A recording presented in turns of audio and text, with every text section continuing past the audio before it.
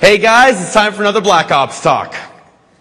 For those who haven't been here before, actually, who here is actually your first time at one of my talks?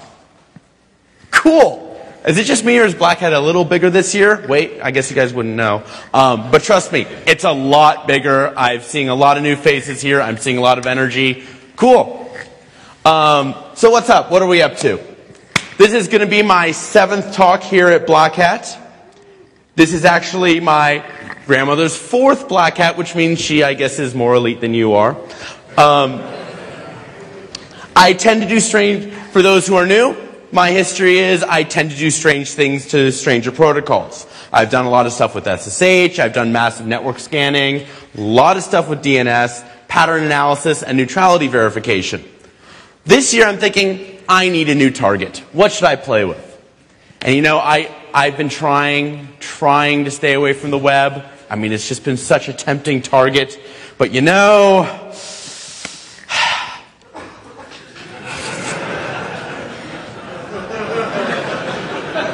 there's just so much to play with. Okay, and don't worry, it's mobile too.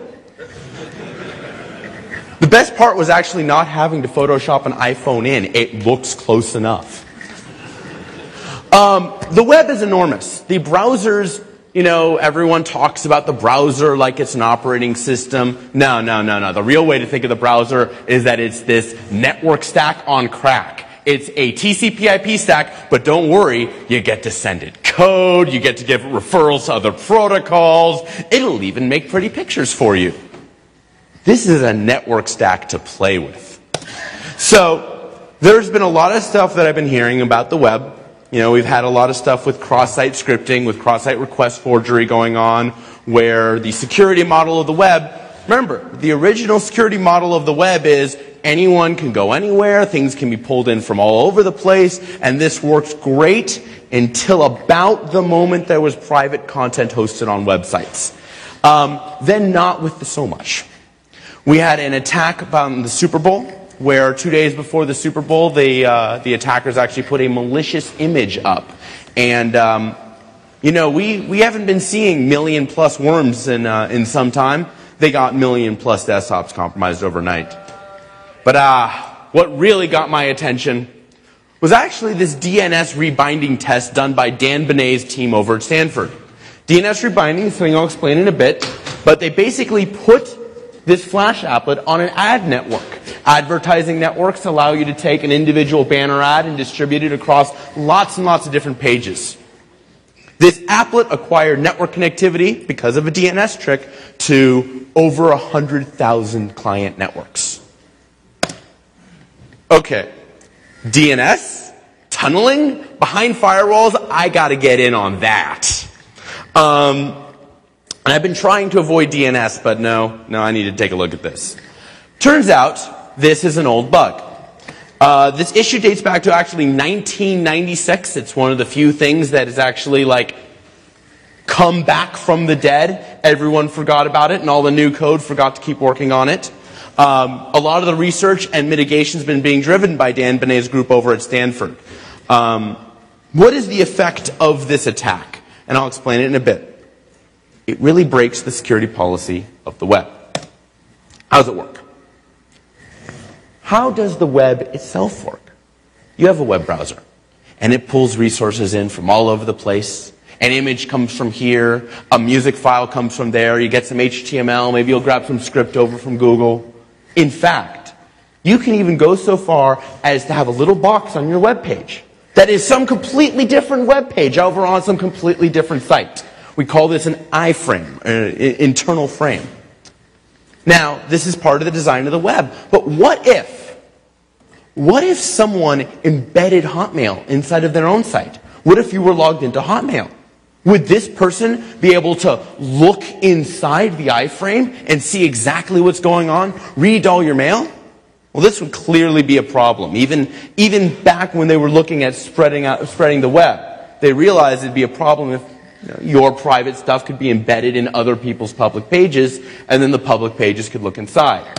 So what got created was something called the same origin policy, which can be thought of as look, but don't touch. A web page can embed it, you can use it, everything is great and wonderful from the user's perspective, but from the page designer's perspective, they can't peek inside because it's not their content to look at. Now, if they know how to get it themselves, they can go ahead and they can run a web browser and they can know your password, but they're not going to get it just because your machine happens to have a cookie that'll get you in. So the basic idea is, if foo.com has an iframe to foo.com, yeah, you can look inside. You're the same site. But if foo.com has an iframe to bar, no, that's not going to work. The security policy is if two things come from the same place, they must be trusted the same. Seems reasonable, right? No. No. Problem is that the trust is associated with names. Content doesn't come from names. When someone calls you on the phone, it's not a name that is calling you. It's a phone number that is calling you. Everything comes from IP addresses.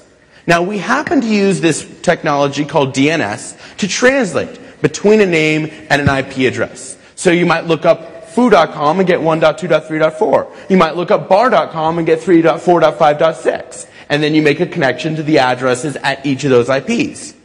The assumption is that those translations are mostly static, they stay the same, and no one would ever return someone else's IP address.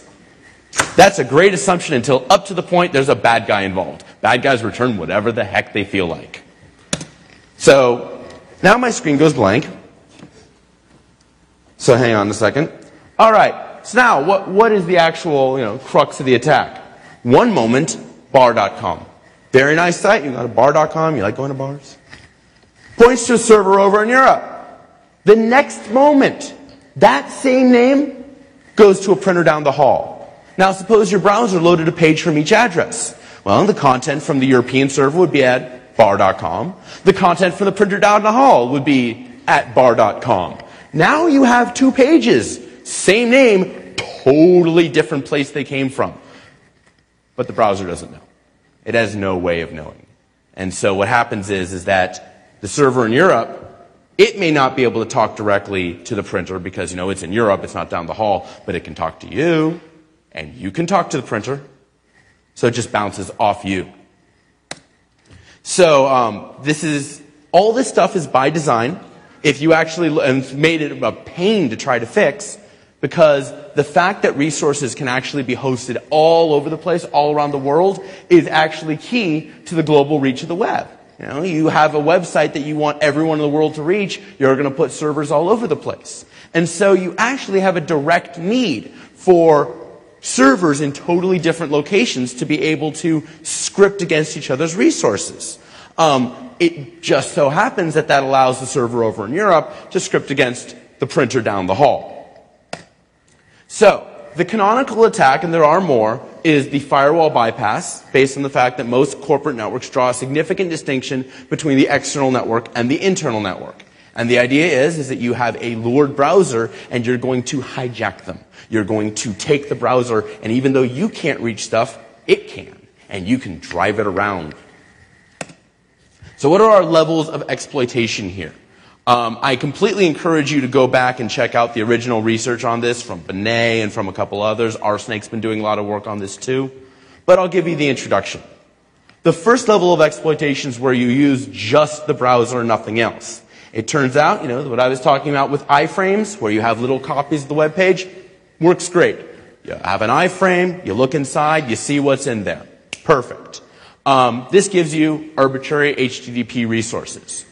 The next level is actually the web plugins. Say MSXML, the XML HTTP requests, Silverlight.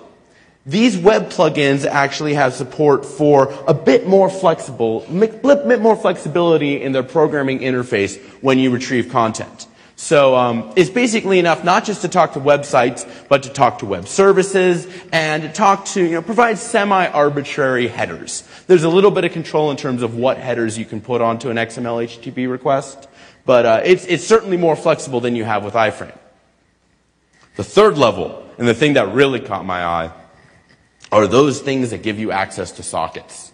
Now, I certainly noticed for all the love of web services, everyone's real excited about being able to access real TCP. And this is actually interesting. If you look at the way the web is being used, The web is built on top of TCP, which is a nice streaming layer. It's reliable. You get to send a byte. You get to receive a byte. It's very, very nice. HTTP is not like that. You get these big messages, and you have URLs. The entire web is desperately trying to crawl its way back to the underlying layer that's byte-oriented. It's kind of funny to watch. At this point, HTTP is TCP with inline headers. So when it comes to the web, when it comes to these level 3 socket plugins, what these are doing is these are giving real sockets to web browsers. These are giving them the holy grail of, you don't even need to pretend there's an HTTP layer at all. You just get to send arbitrary bytes directly. Now what this means is the web is starting to get connectivity to things that are very much not the web. Now, the web having all sorts of awesome and amazing programmability, this is, what's the term? Fantastic. So, Java gives us some of this arbitrary TCP and UDP goodness. They have a very nice advantage. They got this problem like 11 years ago and actually dealt with it surprisingly well all the way back then. In their standard interface where you have an applet, it actually looks to see where it downloaded the applet from, where it downloaded the code, and it says, great, this is where my code is from, this one location. I am not setting up a network connection anywhere else. Whatever happens to be said, whatever DNS says, if I got this command from anyone but that guy over there, I'm not connecting to it. Very nice, totally works. Unfortunately, there's a second way to use Java applets or Java methods, and that's something called Live Connect. And Live Connect allows JavaScript to call the socket interfaces directly without going through the applet interface. You see this in security every once in a while. Very nice, very elegant security system built at exactly the right place, but don't worry, someone else shoved in a shim that goes all the way around. It only works in Firefox and Safari, though. The effect is arbitrary, is high port UDP and some TCP as well. Flash.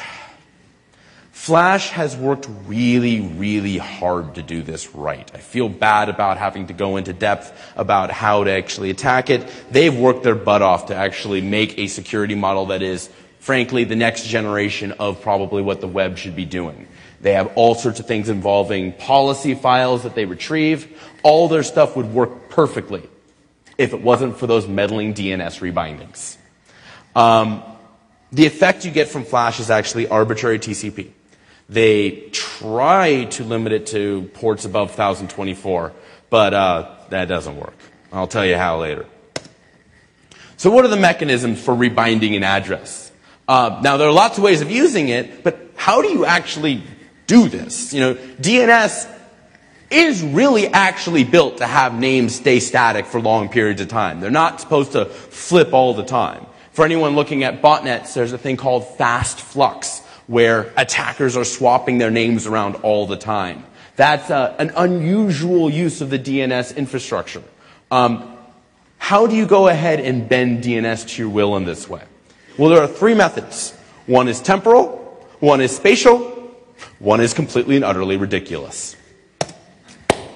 The first way, the way everyone is knowing to do this, is, there's a timeout on DNS records. You get to say, I'm giving you this record, but please only hold it valid for the next n seconds, with n possibly equal to 0. So you just hand out these records and say, don't store it. Next time you need to see if it's good, come back again.